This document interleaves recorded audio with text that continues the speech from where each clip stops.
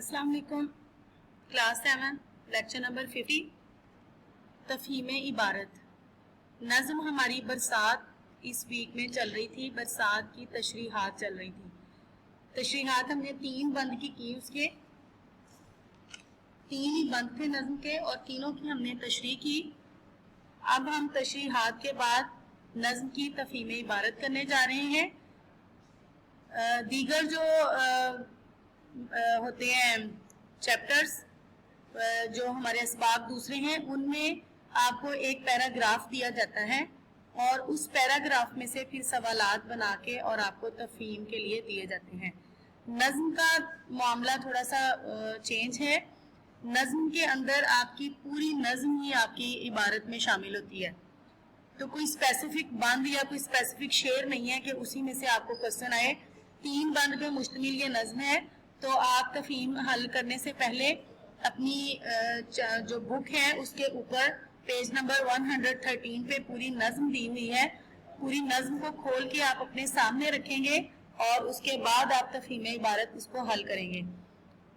सबक की तफहीम हल करने से पहले हम पूरी पैराग्राफ की रीडिंग करते हैं। पहले ध्यान से तवज्जो से उसको 1 मरतबा 2 मरतबा 3 मरतबा, जब तक कि हमें उस पैराग्राफ की समझ ना आ जाए हम उसको पढ़ते रहते हैं और उसके बाद फिर हम सवालात की तरफ आते हैं। तो नज़्म चूंकि इसमें पूरी नज़्म शामिल है और नज़्म हमारे सामने है और हम इसकी रिसेंटली तशरीहात करके हटे हैं, तो हमें बंद की नज़्म के जो बंद हैं या पूरी नज़्म है उनकी बहुत अच्छी अंडरस्टैंडिंग हुई है। तो इस वजह से दोबारा इसको समझने की या पढ़ने की आई थिंक सो ज़रूरत नहीं है। आप बस अपनी नज़्म जो है उसको खोल के सामने रख लें और उसके बाद इसके क्वेश्चंस की तरफ आते हैं। ये आपने शीट के ऊपर इस क्वेश्चन को करना है, जिस शीट पे आपने बरसात नज़्म के अल्फाज मायने किए हैं, मरकजी ख्याल और जुमले किए हैं, उसी शीट के ऊपर आप अब इसकी तफहीम इबारत करेंगे। तशरीहात आपको रिटर्न वर्क के लिए नहीं दी हैं, वो सिर्फ आपको लर्निंग के लिए दी हैं और आपने उनको याद करने के बाद रफ में उनकी रिटन प्रैक्टिस करनी थी।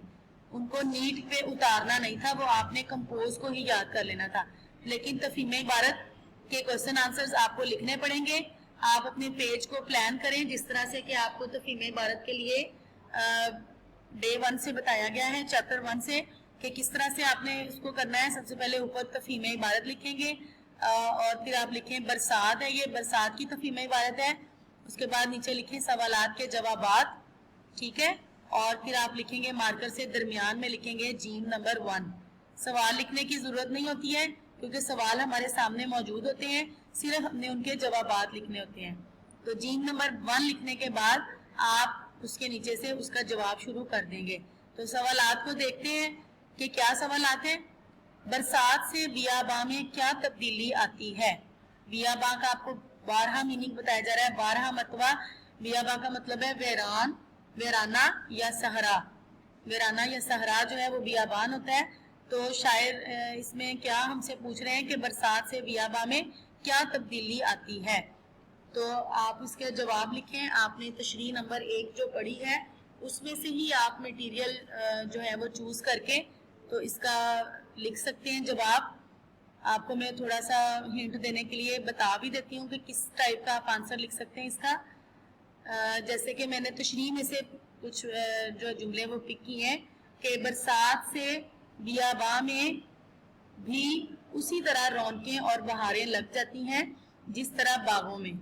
ठीक है, हमने बंद नंबर 1 की तशरीह में ये जुमला पढ़ा हुआ है कि जिस तरह से बरसात से बियाबा में भी उसी तरह से बहारें और रौनकें लग जाती हैं जिस तरह बागों में, यानी बरसात में बाग और बियाबा एक जैसे नजर आते हैं।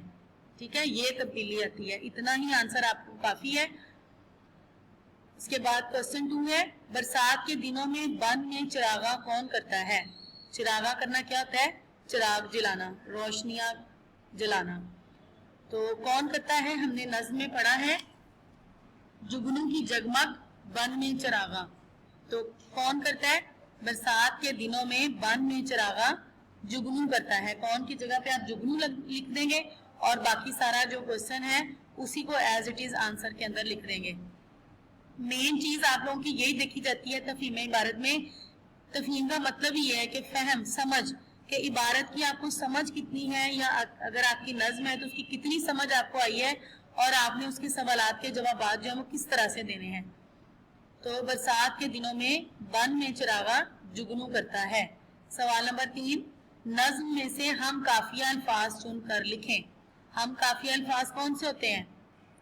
ہم آواز الفاظ, ٹھیک ہے, جن کی ایک ہی آواز ہوتی ہے, جو ہم وزن ہوتے ہیں, جن کا آخری حرف ہے وہ اس کا ایک ہی وزن ہو, ٹھیک ہے, اور ایک ہی آواز ہو, انہیں ہم قافیہ الفاظ کہتے ہیں. ہم آواز الفاظ بھی ان کو کہا جاتا ہے, یا ہم وزن الفاظ بھی. تو نظم میں ہم دیکھیں گے, پوری نظم میں ہم دیکھیں گے تو آپ نے جو ہے جواب میں اس طرح سے لکھنا ہے, جیم نمبر 3, ٹھیک ہے, اور اوپر آپ ہیڈنگ دیں ہم قافیہ الفاظ بند نمبر 1.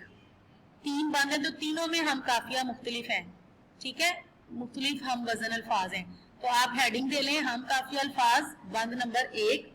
تو بند نمبر 1 کے پھر آپ نیچے لکھیں گے کون کون سے ہیں, گلستہ, ٹھیک ہے, یکساں, رقصہ, چراغاں.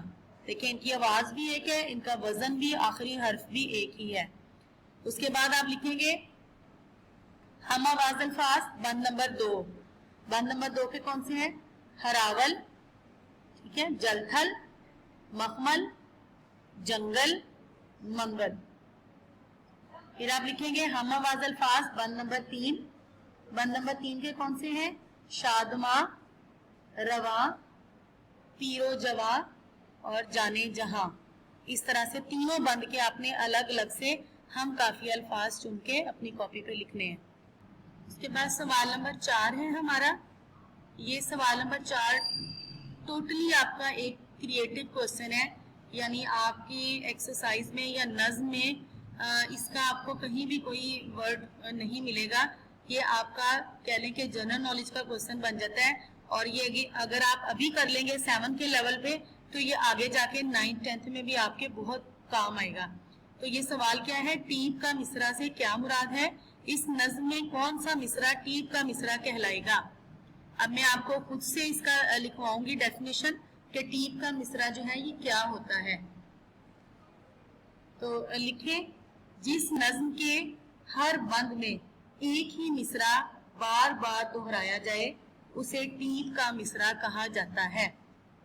سمجھ آئیے آپ لوگوں کو کیا جواب اس کا بنا, کیا لکھوایا میں نے, جس نظم کے ہر بند میں ایک ہی مصرع, یعنی بند جب پورا ختم ہو جاتا ہے, 4 مصروں کا ایک بند, 2 اشعار پر مشتمل اور 4 مصروں پر مشتمل ایک بند, تو اس کے بعد جو ایک مصرع بار بار ہر بند کے بعد آتا ہے اس کو ہم ٹیپ کا مصرع کہتے ہیں. پھر سے ریپیٹ کر رہی ہوں آنسر, جس نظم کے ہر بند میں ایک ہی مصرع بار بار دہرایا جائے اسے ٹیپ کا مصرع کہا جاتا ہے. اس نظم میں برسات آئی ٹیپ کا مصرع ہے, ٹھیک ہے. یہ اس کا سوال نمبر 4 کا جواب ہے. آپ عام طور پہ تفہیم کو یاد نہیں کرتے ہیں, یہ ایک کریٹو آپ کی ایکٹیویٹی ہے کہ آپ نے خود سے اس کو سالو کرنا ہوتا ہے, کریٹو ورک ہے. لیکن یہ جو کوسچن نمبر 4 ہے یہ آپ کو یاد کرنا پڑے گا. یہ آپ لکھنے کے بعد اس کو ضرور ڈیفینیشن کو یاد کر لیجئے گا, کیونکہ پیپر میں بھی پھر آپ کو اس طرح سے پوچھ لیا جاتا ہے آبجیکٹیو میں یا کہیں نہ کہیں کوسچنز میں, ٹھیک ہے. سوال نمبر 5 دیکھیں, آپ نے اس کو لکھنا کیسے ہے, اس کے اوپر جواب نمبر 5 جیم 5 مندرجہ ذیل الفاظ کے مترادف لکھیں. کالم ایک بنا لیں, اس طرف لکھیں الفاظ, اس طرف لکھیں مترادف.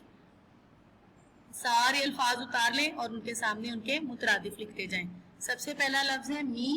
می کا مترادف کیا ہے, بارش.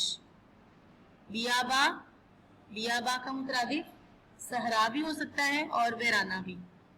مترادف جو ہوتے ہیں وہ معنی ہوتے ہیں الفاظ کے, تو مترادف 2 3 اس سے زیادہ بھی ہو سکتے ہیں, تو اس لیے ہم ڈیفرنٹ مترادف لکھ سکتے ہیں. متضاد کے معاملے میں یہ ہوتا ہے کہ اسپیسیفک ورڈ ہوتا ہے جو اس کا الٹ ہوتا ہے, متضاد ہوتا ہے, اسی کو صرف لکھا جاتا ہے اور ہم کوئی نہیں لکھ سکتے.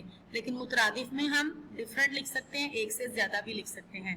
تو بیاباں کا مترادف کیا کیا ہیں, 2 مترادف میں نے بتائے آپ کو, صحرا بھی اور ویرانہ بھی. برکھا برسات, بن جنگل, باغ گلستان, شب رات, समा मंजर, सू तरफ, पीर बूढ़ा, रुत मौसम। सवाल नंबर 6, जुमले बनाइए। ये हो सकता है इन्हीं अल्फाज के आप पहले भी अल्फाज जुमलों में बना चुके होंगे, नहीं भी बनाए तो आप इनको तीनों अल्फाज को जुमलों में इस्तेमाल करेंगे। आपको यही यहाँ पर इंस्ट्रक्शन दी जाती है कि इबारत में से बनाया हुआ जुमला दुरुस्त तसव्वुर नहीं होगा। तो यहाँ पर इबारत तो आपके पास है नहीं, नज्म है, तो लिहाजा आप नज्म का कोई मिसरा या कोई शेर जो है वो जुमले में नहीं लिख सकते, उसको जुमला तसव्वुर नहीं किया जाएगा। ठीक है, आपने खुद से इसके जुमले बनाने हैं, गुलिस्तान का, बादल और बरसात का। इसमें मैं आपको बिल्कुल यहाँ पर गाइड नहीं करूंगी क्योंकि मैं आपको पहले जुमलों का काम जो है वो करवा चुकी हूँ। आपने ये जुमले टोटली जो है वो खुद से करने हैं। सवाल नंबर 7 पे चलते हैं। अशार मुकम्मल कीजिए।